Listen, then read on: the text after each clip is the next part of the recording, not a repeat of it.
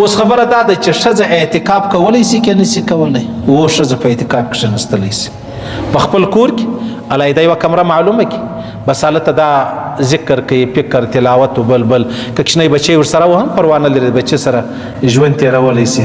حتی که خاوند ورغلی یو مجلس ورسره وکړي، علاوال ورسره وکړي هم پروا نه لري. که یو سړی په مسجد کې په اعتکاف کې ناست و کور والا ورله راله هم پروا نه لري. پیغمبر اسلام مبارک لره به خپلې بیبیګانې راتللې، یا د هغه رقم مطلب یو زنانه ده په کور کې، هغه وایي یاره ما د پخېدو څوک نشته، زه یوازې یم، نور کوچنیان دي. دا حالت ته چې دا په کومه حجره کې یا په کومه کمره کې یا په کومه خونه کې یا په کوم وطا کې دا ناسته ده، دا د دې دپاره د مسجد حکم لري. د حالت دې په اعتکاف کې کښېني، بیا دې خپل پخلی هم کوي، یا خپل یو سالن معلم پخ کړي، یا پلانی ضرورت کار دی هغه هم کولی شي، پروا نه لري. څه مشکل چې دی هغه شته نه، خو شرط دا دی چې د الله په خاطر به کښېني.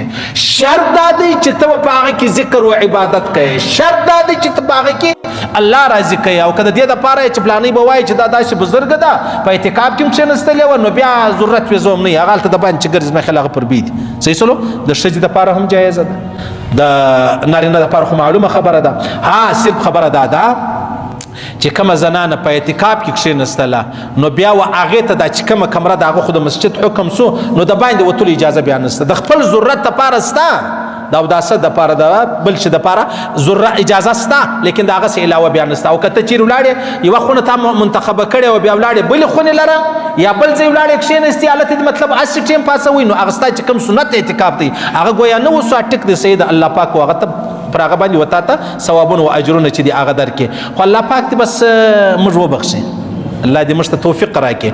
خبرې د اورېدلو نه دي، د عمل کولو، زه هم او تاسو هم.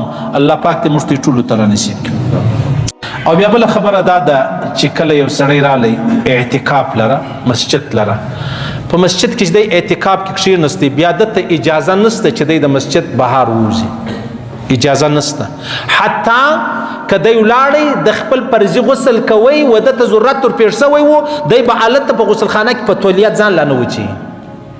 دا تا کله ډوډۍ وخوړله په اعتکاف کې، اوس ولاړې د باندې لاسونه پرېنځي، د لاسو اجازه نشته درته. د ننه په سین کې ودرېږئ، څوک دې تا ته پر لاس اوبه در واچي. او که ته ولاړې علاحده دې مطلب هلته لاسونه پرېنځل، صابون مابون دې ورکوي، یا د هغه رقم مطلب ناست وې، ستا اودس ضروري دی، ستا باتروم واشروم ضروري دی، د هغه پاخوا ستا ضروري خبرې نشته، یو غسل ستا ضروري دی. حتی دا ځان هم نشي وچولی. خلک وایي چې د اعتکاف په نامه دې راسې کښېني وروره، موبایلان ورسره دي وروره، د ځان سترې کوچنیان راوستلي دي، کیسه یې جوړه کړې. صحیح سو. نو بیا که یو سړی ولاړې خالي لاسو پرېنځلو لره، ملایان خو ارامه بیا ماته په خښه شي. صحیح سو. دا وایي تاسو مفتي ګل حسن صاحب زما استاد، ما تخصص ورباندې کړی، ما پی ایچ ډي ورباندې کړی ده، نو خو غږ نه لرم، نارې نه وم، پروا نه لري، څه ضرورت دی ولې جنګ جوړوي، ولې جګړه جوړوي. چې ته خالي ولاړې لاسو پرېنځلو هم ستا اعتکاف ولاړې، هغه سنت اعتکاف دې ولاړې ختم سولو. حتی علما فرمایي د اختر بعد به بېرته د هغه یوه ورځ خو نو خامخا راګرځئ، روژه به هم ورسره نیسي. اسانه خبره نه ده. جنت غواړې، د 2 حجو د عمرو ثوابونه غواړې، هغه داسې اسانه ده.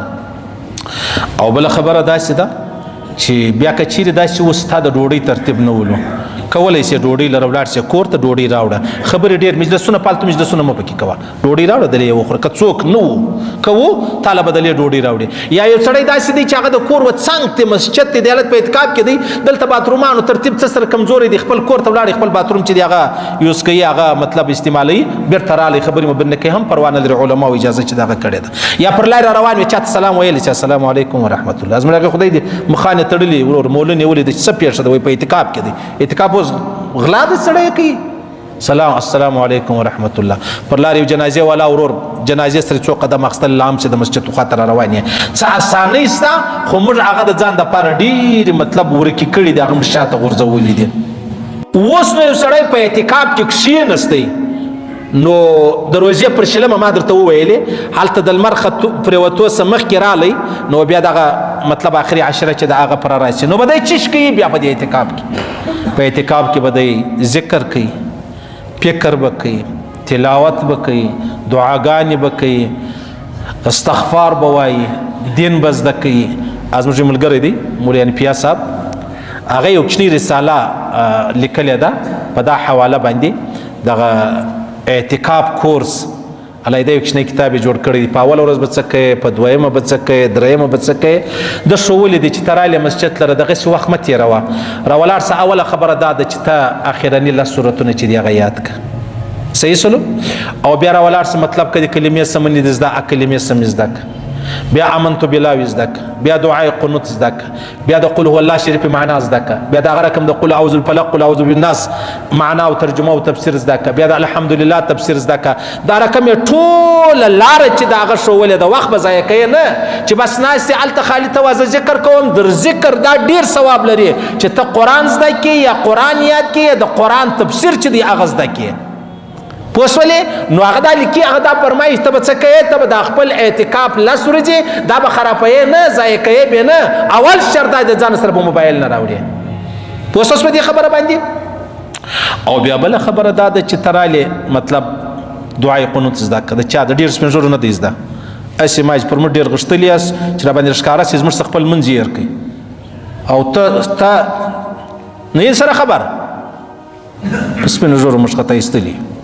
ماجد تی جوړ کړی دی زورور ماجد چې په درواغو دی جوړ کړی دی په زکات دی جوړ کړی دی کیسې دی پر موږ راړولي دي زه تا ته قرآن در زده کوم دونه بې دینه یم بې لار یم تا خالي د زکاتو د درواغو پیسو ماجد جوړ کړی دونه غټ سړی در سره جوړ سو غټ سړی نه چلیږي صحیح ده اخري صورتونه مې نه دي زده کار به نه در لرم هغه تبلیغ والا دي پرته کرا کرا لاس تیری د خدای دپاره قرآن زده او بله خبره دا ده د لمانځه شرایط زده کړي ارکان زده کړي واجبات زده کوي چې یاره په لمانځه کې څه واجب دي سجده سات څه ته ویل کېږي سجده تلاوت څه ته ویل کېږي وایي هلته یوه مې سجده کړې ول مولوي سجده پلانۍ کار وکړي کفاره خو به نه پر راځي کفاره دین زده کوئ درواغ زده کوئ درواغ کفاره خو به نه پر راځي خلکو دا خیال چې دا هم ډېر پوه دی قنداري ویلې ول چاوله لیکه دې کش کوه زما سر په خلاص صحیح سو موږ ته په خبرو ډېر ښه سر سره خلاص دی نو راسه په هغه کې دا خبره ده چې ته څه وکړه دین زده کړه مولوی صاحب ته ورته 2000 روپۍ به درکړم دین را زده کړه مفت یې نه در زده کوم مفت دغه دین دا اوس در زده کوم دا دی نه دا زه د موبایل د وجې کوم دا زه کم چې کم دا د 2003 زه دا بیانونه کوم هغه الله ته بله پیرزوینه وه چې الله پاک خبره تر کومه ځای ورسوله 23 کاله به کېږي یا به مطلب څه پورته کړه زه د قرآن درس هم کوم د حدیثو درس هم کوم دا موږ ته شیخ سلیم الله خان مولانا صاحب وصیت کړی و نو دین زده کوي صحیح